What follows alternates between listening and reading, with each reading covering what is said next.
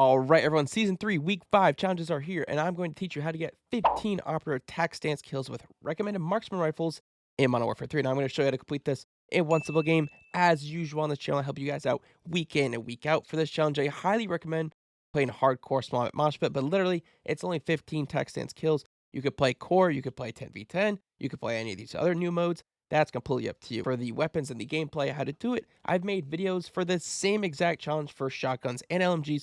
So I'm going to play one of those videos right now, but just swap everything I say with a marksman rifle.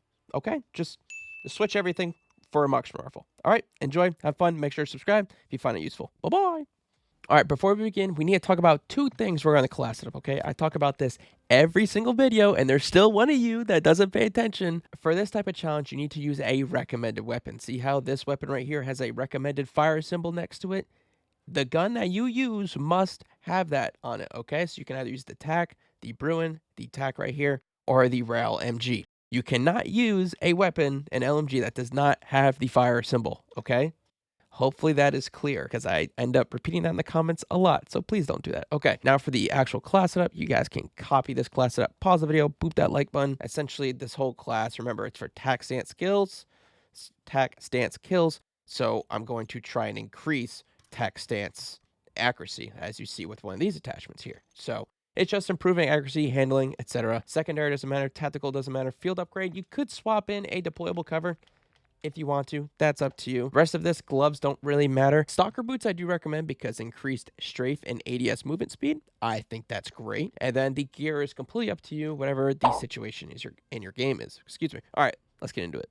Real quick, everyone, if you do not know how to do tac stances I just showed, if you play a controller, it is down on D-pad. Now, if that doesn't work, and maybe you're on keyboard or mouse too, if you go to controller settings and you go down in the gameplay section, you can see the tactical stance activation keybind or button, whatever you have it as. I have ADS down on D-pad button, and I have it on toggle. So that's where you find it if you need to change it or you're not sure what button it is. All right, finally, let's talk strategy. When you are using this build, you guys should be kind of not camping, but you guys should be playing slow. And if you are going to sprint, it should be followed up by a slide where you aim back in again.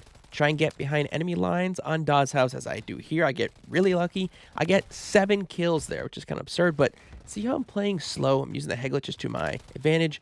You can jump shot if you want. This build, this class up is good enough for that. But look how I'm just trying to play slow around corners, and if I do go through doorways, I'm sliding through them. So I can get in my tac stance while sliding as well, which is very good. You can use tac stance while you're sliding, which is really, really good. But essentially, that's just it. Play hardcore, play domination, hardpoint, kill confirm. Stay away from TDM. I post these every single week for you guys. I'm going to be posting more for week 7, so make sure to check these out. Bye-bye.